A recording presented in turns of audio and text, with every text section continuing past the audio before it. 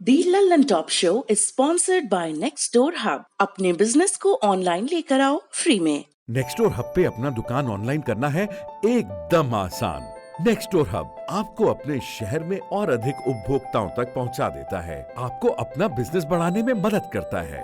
नजदीकी दुकान से खरीदना अब पहले से भी होगा आसान। हम हैं next door hub, local online shopping platform.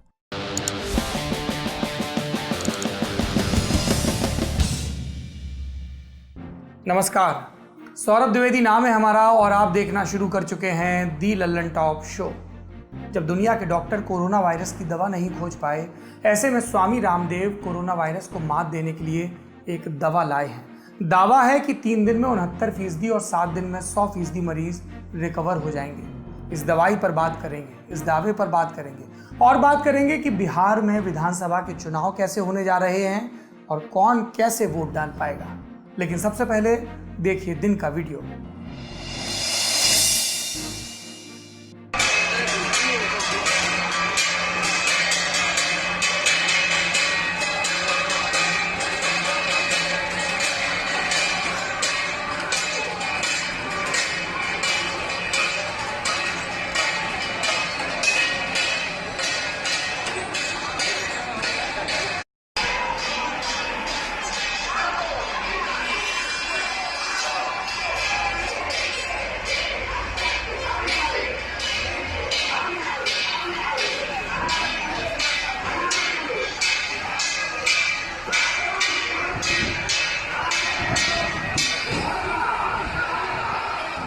ये वीडियो है ओडिशा के पुरी का। मौका था जगन्नाथ रथ यात्रा का। कल सुप्रीम कोर्ट ने शर्तों के साथ रथ यात्रा निकालने की अनुमति दी थी। सिर्फ 500 लोग ही रथ खींचने के लिए जा सकते हैं, ये कहा था।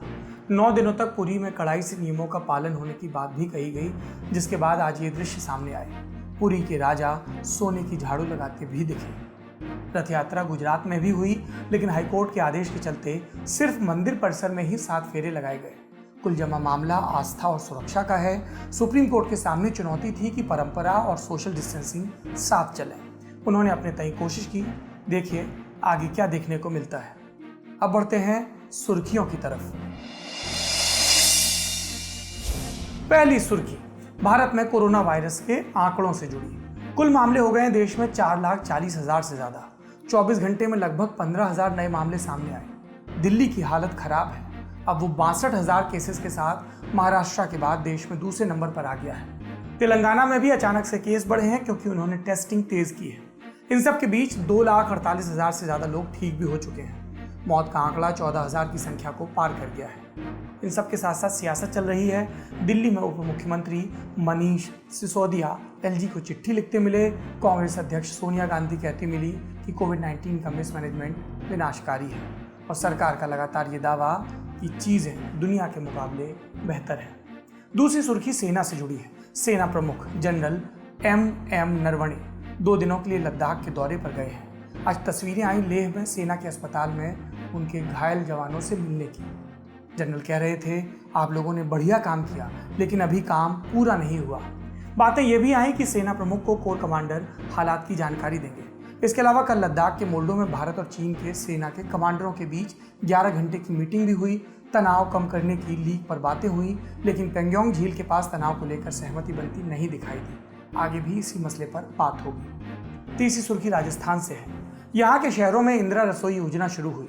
बेसिकली ये वसुंधरा सरकार की अन्नपूर्णा रसोई योजना को रिप्लेस और रीनेम करने की कोशिश है। ये सरकार दर सरकार चलन चल रहा है। एक सरकार आती है, पुरानी सरकार की योजनाओं को बदलने लगती है। साल के 100 करोड़ खर्चे वाली इस स्कीम पर बीजेपी हमलावर है। वसुंधरा राजे कह रही कि नाम नहीं, खुद को बदलो, वरना जनता सब बदल देगी। राजस्थान में फिलहाल रसोई बस नहीं चल रही। कांग्रेस में भी अंदर अंदर सुगुगी मची है कांग्रेस अध्यक्ष के पद के बदलाव को लेकर। सीएम कह रहे थे, नई पीढ़ी वालों की वैसी रगड़ाई नहीं हुई, इसलिए पार्टी प्रेम कम है।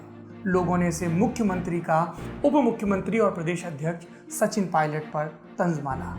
और सचिन पायलट बोले, मैं प्रदेश अध्यक्ष के पद पर रहूं न रहूं, ये बात सोनिया गांधी तय करेंगी। बाकी लफाजी है। सचिन पायलट ट्विटर पर गाड़ी की स्टीयरिंग थामे भी फोटो लगाएं तो बातें चल पड़ती हैं कि संदेश दिया जा रहा है, हिंट दिया जा रहा है। सुर्खियों से अब बढ़ते हैं आज की बड़ी खबर की तरफ। देश में कोरोना के कुल मरीज करीब 4.5 लाख हो गए। ये नंबर लगातार बढ़ रहा है और अगले कुछ महीनों में 1 करोड़ तक भी पहुंच सकता है, ये स्टडी का अनुमान है। अब ऐसे में कोई आपसे कहे कि कोरोना की दवा आ गई है जो मरीज को पूरी तरह से ठीक कर देती है, यानी कोरोना संक्रमण अगर हो भी जाए तो दवा से ठीक होने का 100% चांस, मरने का 0% चांस, तो आप क्या कहेंगे? हम कहेंगे कमाल हो गया। इसी तरह के दावे के साथ आज योग गुरु रामदेव ने हरिद्वार में पतंजलि की कोरोना किट जारी की। बाबा रामदेव ने कहा कि कोरोना से लड़ने के लिए दुनिया को जिस दवा की जरूरत थी वो हमने बना ली। तो इसका क्या मतलब है? क्या वाकई कमाल हो गया? क्या आप कोरोना से किसी की भी मौत नहीं होगी अगर वो पतंजलि वाली दवा खा लेंगे? यदि ऐसा है तो भारत सरकार इस पर तत्परता क्यों नहीं दिखा रही? और दुनिया भर के वैज्ञानिक जो महीनों से कोरोना के इलाज के लिए दवा बनाने में जुटे थे, उनकी तरफ से रिएक्शन क्यों नहीं आ रही? क्यों पूरी दुनिया से ऑर्डर नहीं आ रहे? आज की बड़ी खबर में इन्हीं सवालों के जवाब टटोलेंगे। शुरू से शुरू करते हैं। हरिद्वार में कोरोना की दवा लॉन्च करने की तस्वीरें देखिए। बाबा रामदेव और उनके सहयोगी आचार्य बालकृष्ण के अलावा कुछ और लोग भी मंच पर नजर आ रहे हैं। इनमें रामदेव की दाईं तरफ हैं जयपुर की एक प्राइवेट मेडिकल कॉलेज के चेयरमैन बलबीर तोमर। मंच पर उनके कॉलेज के कुछ और प्रोफेसर भी हैं। बाबा रामदेव के मुताबिक पतंजलि ने जयपुर वाले मेडिकल कॉलेज के साथ मिलकर कोरोना किट तैयार की। जी, कोरोना किट। पतंजलि के डब्बे पर यही नाम लिखा है, जिससे 100% कोरोना ठीक होने का दावा किया जा रहा है। इस किट में क्या है? 3 अलग अलग चीजें हैं। पहली कोरोनिल, दूसरी श्वासारी और तीसरा अणुतेल। श्वासारी और अणुतेल ये दोनों प्रोडक्ट पतंजलि पहले से बेचता है। सर्दी जुकाम से नाक बंद होने पर अणुतेल को नाक में डालने के लिए कहा जाता है और श्वासारी फेफड़ों की बेहतरी के लिए बताया जाता है। नई चीज है कोरोनिल। क्या है कोरोनिल और कैसे बनाया गया?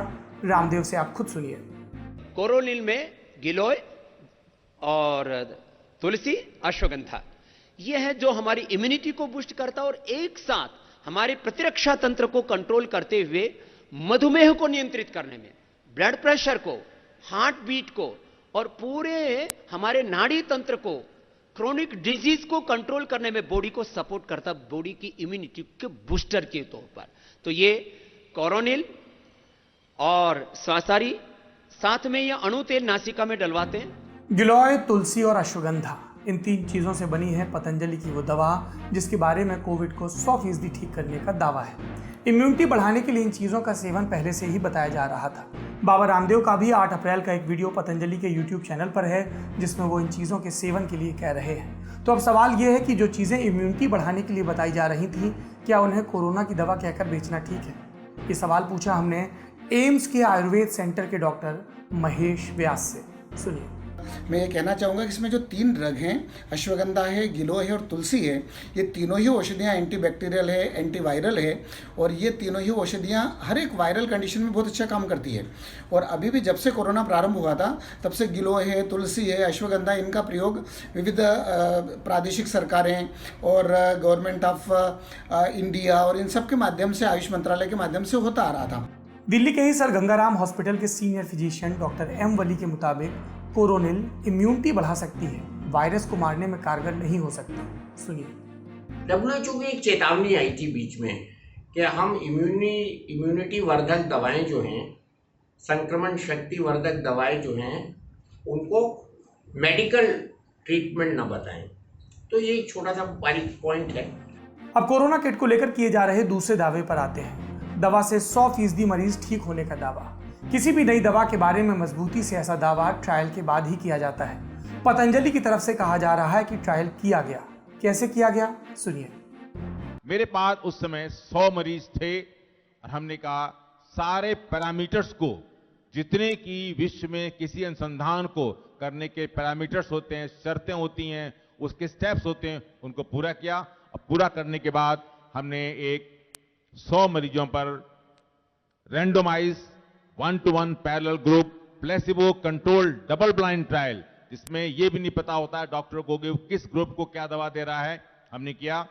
और इसकी जो डोज रखी गई थी हमारी, वो थी प्योर अश्वगंधा 500 मिलीग्राम मुंह से खाने के लिए ब्रेकफास्ट और डिनर के बाद, टैबलेट प्योर गिलोय एक्सट्रैक्ट 1000 मिलीग्राम ओरल ब्रेकफास्ट और डिनर के बाद, टैबलेट प्योर तुलसी एक्सट्रैक्ट 500 मिलीग्राम ओरल ब्रेकफास्ट और डिनर के बाद, अनुतेला 4 ड्रॉप सुबह शाम नाक के नॉस्ट्रिल्स में डालने के लिए, एंड स्वसारी रास 2 ग्राम सुबह शाम before breakfast and before dinner.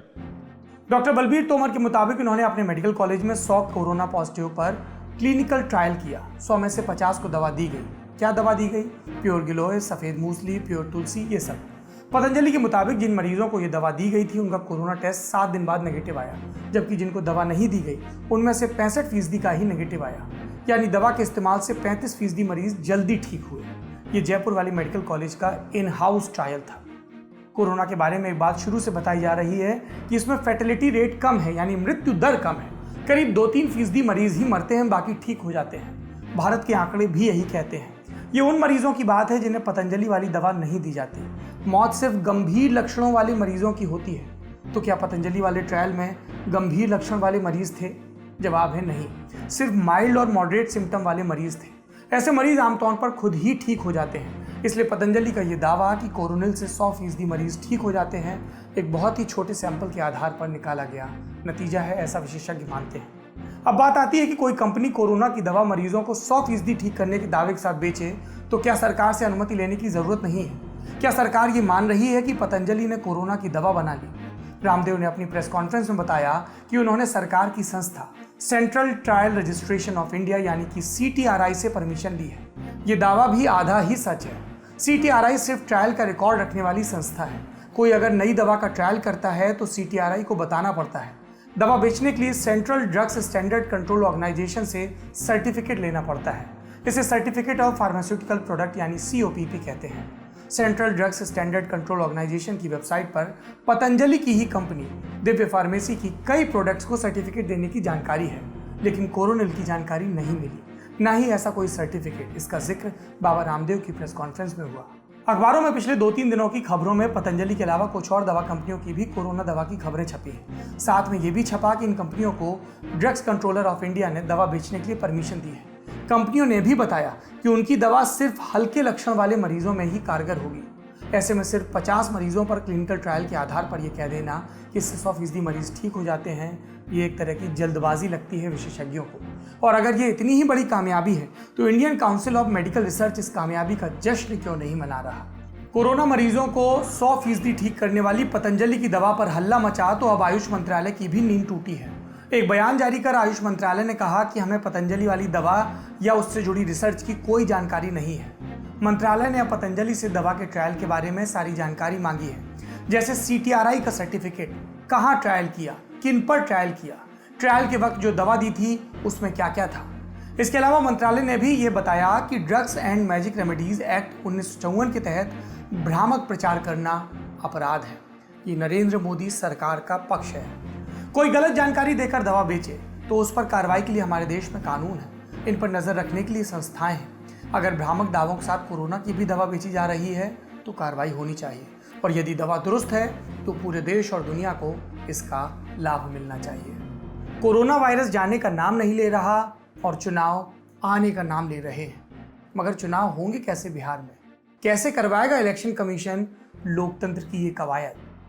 फिलहाल बात चल रही है कि अक्टूबर-नवंबर के महीने में इसी बरस बिहार के विधानसभा चुनाव करवाए जा सकते हैं। सभी पार्टियां इसको लेकर तैयारी भी कर रही हैं।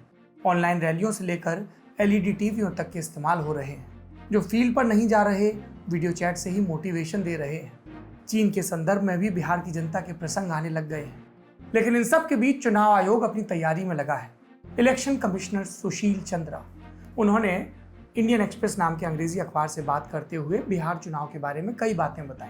मसलन उन्होंने कहा कि कोरोना मरीज डाक मतपत्रों यानी कि पोस्टल बैलेट के जरिए मतदान कर सकेंगे। उन्होंने ये भी कहा कि बिहार चुनाव में कोरोना महामारी मतदाता को प्रभावित ना करे, इसके लिए कुछ चीज़ों पर फोकस किया जा रहा है। पहली चीज़, कोरोना संक्रमित वोट कैसे डालेंगे, इसके लिए हो रहे हैं फेरबदल। तय वक्त पर बिहार चुनाव कराने हैं और ऐसे में चुनाव आयोग को कानून मंत्रालय के पास जाना पड़ा। क्या फेरबदल है ये? क्योंकि ये कानून से जुड़ा फेरबदल है। इसमें एक प्रस्ताव है जिसे मान लिया गया है। अब होगा ये कि चुनाव आचार संहिता 1961 के नियम 27A के तहत कोरोना वायरस संक्रमित या प्रभावित लोगों की एक नई कैटेगरी बनाई जाएगी। इस कैटेगरी में आने वाले लोगों को एक सुविधा मिलेगी। किनको मिलेगी ये सुविधा? जिन्होंने मान्यता प्राप्त हॉस्पिटल से कोरोना का टेस्ट करवाया है और पॉजिटिव आए हैं, या जिन्हें होम क्वारंटीन या संस्थागत क्वारंटीन में रहने के लिए कहा गया। ऐसे मरीज पोस्टल बैलेट के जरिए अपना वोट डाल सकेंगे। कोरोना संक्रमित मरीजों के पास एक स्टैंडर्ड ऑपरेटिंग प्रोसीजर यानी कि SOP होगा, जिसके जरिए वो अपने रिटर्निंग ऑफिसर को सूचित कर सकेंगे। एक बार उनका आवेदन स्वीकार हो जाता है तो वो अपना वोट डालेंगे, लेकिन फिर वोटिंग सेंटर पर वोट नहीं कर पाएंगे। ये सुविधा आने वाले वक्त में होने वाले सभी चुनावों पर लागू होगी। इसमें उपचुनाव भी शामिल होंगे जब तक ये महामारी पूरी तरह से खत्म नहीं हो जाती। ये तो उन लोगों की बात हो गई जो कोविड-19 पॉजिटिव पाए जाते हैं। जो लोग कंटेनमेंट जोन में हैं, उनका क्या? ऐसे वोटर्स जो कंटेनमेंट जोन में हैं, कोरोना संक्रमित नहीं हैं, हो सकता है कि वो बाकियों के मुकाबले पहले ही वोट डाल लें। अग्रिम मतदान, जब देश में पहली बार आम चुनाव हुए थे, तब भी जो हिमाचल प्रदेश के ऐसे इलाके थे जहां पर बर्फबारी हो जाती है, वहां पर एडवांस में वोटिंग करवा ली गई थी। इस ऑप्शन पर भी विचार कर रहा है इलेक्शन कमीशन। पैनल ने बिहार के मुख्य निर्वाचन अधिकारी से इसको लेकर इनपुट मांगे हैं। सुशील चंद्रा ने बताया कि हम नहीं चाहते कि मतदान में कम लोग आए, वोटिंग टर्नआउट कम हो, और इसके लिए अतिरिक्त जरूरी कदम उठाए जा रहे हैं। क्या कदम हो सकते हैं ये? एक पोलिंग ऑफिसर को कोरोना संक्रमित वोटर को पोस्टल बैलेट देने और वापस लाने के लिए भी भेजा जा सकता है। इसके अलावा 30,000 नए पोलिंग सेंटर बनाए जाएंगे। सोशल डिस्टेंसिंग का ख्याल रखते हुए इलेक्शन कमीशन ये कवायद कर रहा है। पहले क्या होता था कि लगभग 1600 वोटरों पर एक वोटिंग सेंटर होता था, पोलिंग सेंटर। अब 1000 वोटर पर ऐसा किया जा रहा है और इसके चलते 30,000 नए पोलिंग सेंटर बनाने होंगे। किसी भी राजनीतिक दल को चुनाव प्रचार के लिए स्वास्थ्य और NDMA के गाइडलाइंस को मानना होगा। पार्टियों को वर्चुअल रैली का सहारा लेना होगा, सोशल मीडिया के जरिए प्रचार करना होगा। हालांकि आयोग ने यह संकेत दिया है कि चुनाव के करीब आने के बाद हो सकता है कि चीजें बदल जाएं और डोर टू डोर प्रचार की भी अनुमति मिल जाए। जिस बिहार विधानसभा को लेकर इतनी कवायद हो रही, इतनी बातचीत हो रही है, उसका कार्यकाल 29 नवंबर को खत्म हो रहा है। बिहार, चुनाव, इन पर बात हो गई। इस राज्य में कोरोना का क्या हाल है? स्वास्थ्य मंत्रालय की माने तो राज्य में कोरोना के 7,825 मामले देखे गए, 1,989 एक्टिव केस, 5,781 लोग ठीक होकर डिस्चार्ज किए जा चुके हैं और अब तक 55 लोगों की मौत हो चुकी है। बाकी पॉलिटिक्स है, अपनी स्पीड से चल रही है। आज ही खबर आई कि RJD को चुनाव के पहले बड़ा झटका लगा। इसके 5 MLC इस्तीफा देकर पार्टी से अलग हो गए, नीतीश कुमार की पार्टी में जा मिले। बड़ा नाम है इन इस्तीफा देने वालों में। MLC के इतर RJD के उपाध्यक्ष और UPA में मंत्री रहे रघुवंश प्रसाद सिंह का, जिन्हें समर्थक रघुवंश बाबू कहते हैं, उन्होंने भी अपने पद से इस्तीफा दिया।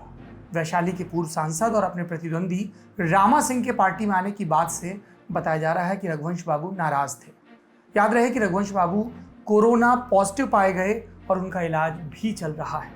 बाकी के जो 5 MLC RJD छोड़ गए, उनके नाम संजय प्रसाद, कमरे आलम, राधाचरण सेठ, रणविजय सिंह और दिलीप राय हैं। बाद में इन्होंने मुख्यमंत्री आवास पहुंचकर नीतीश कुमार से मुलाकात की और JDU की सदस्यता ली। इनके पार्टी छोड़ने के पीछे वजह तेज प्रताप और तेजस्वी का वर्चस्व बताया जा रहा है। बातें चल रही हैं कि तेज प्रताप को विधान परिषद भेजा जाएगा। कई नेता इससे नाराज थे और इसके चलते इस्तीफे हो रहे हैं। दिलीप राय, जिन्होंने पार्टी छोड़ी MLC, वो टूट का जिम्मेदार तेजस्वी यादव को बताते मिले। कहा कि वो मनमर्जी से पार्टी चला रहे हैं। अब जिनको कास्टिफिकेशन और MY समीकरण सरीकी चीज़ों में इंटरेस्ट है, वो गिना रहे हैं कि पार्टी छोड़ने वालों में एक मुस्लिम और एक यादव MLC भी हैं, तो उन्हें फोड़कर नीतीश कुमार ने सेंधमारी कर ली है और एक संदेश दे दिया है कि फला फला फैक्टर हमारी तरफ है। जिन्होंने RJD छोड़ी है वो संदेश दे रहे हैं कि अभी तो हम आए हैं, पीछे से 25-30 लोग और आ रहे हैं। कुल जमा बिहार की राजनीति हमेशा की तरह दिलचस्प है, इस पर नज़र रखनी होगी क्योंकि बहुत उठापटक बाकी है। आज की ललन टॉप शो में इतना ही। जाते जाते आपको छोड़ जाते हैं हमेशा की तरह एक कविता के साथ। इस तरह की कविताओं का और आप लाभ लेना चाहते हैं तो पहुंचिए इंस्टाग्राम पर और देखिए ललन टॉप की नई पेशकश लटक, यानी ललन टॉप कविताएं, कहानियां, कॉमिक एक्ट। आज की ललन टॉप शो में इतना ही। अपना और अपनों का ख्याल रखिए, कविताएं पढ़ते रहिए, करुणा अपने अंदर समाहित करते रहिए। आपने एक चीज़ गौर की, शो में मेरे दाएं तरफ चीज़ें बदल जाती हैं हर दिन। बीते दिन बनारस का बना हुआ लकड़ी का खिलौना था, आज ये हिमाचल प्रदेश का खिलौना है। हम बाइकॉट चाइना की बात करते हैं, हम बहुत सारे नारों से सोशल मीडिया को पाट देते हैं, वो सब अपनी मंथर गति से चलता रहेगा। लेकिन ये ज़रूरी है कि हमारे देश के कामगारों की प्रतिभा को हम पहचानें और सिर्फ ज़बानी जमा खर्च न पहचानें। जब घूमने जाएं तो इन कामगारों की प्रतिभा का मूल्यांकन करें, उनकी बनाई चीज़ों को खरीदें। हिमाचल प्रदेश में पालमपुर में लकड़ी के खिलौनों का कारखाना होता था। हम जब चुनाव कवर करने गए थे तब ये खिलौना लेकर आए थे, ठीक वैसे ही जैसे लोकसभा चुनाव में बनारस से बीते दिन का खिलौना लाए थे। यहाँ पर कभी आपको मिट्टी, कभी सेरेमिक, कभी लकड़ी के, कभी किसी दूसरे पदार्थ की बनी चीज़ें नज़र आती रहेंगी। भारत की अलग अलग कलाएं आपको दिखती रहेंगी। देखते रहिए लल्लन टॉप। शहर से सोचता हूँ कि जंगल क्या मेरी सोच से भी कट रहा है। जंगल में जंगल नहीं होंगे तो कहाँ होंगे? शहर की सड़कों के किनारे के पेड़ों में होंगे। रात को सड़क के पेड़ों के नीचे सोते हुए आदिवासी परिवार के सपने में एक सल्फी का पेड़ और बस्तर की मैना आती है, पर नींद में स्वप्न देखते उनकी आंखें फूट गई हैं। परिवार का एक बूढ़ा है और वह अब भी देख सुन लेता है, पर स्वप्न देखते हुए आज स्वप्न की एक सूखी टहनी से उसकी आंख फूट गई।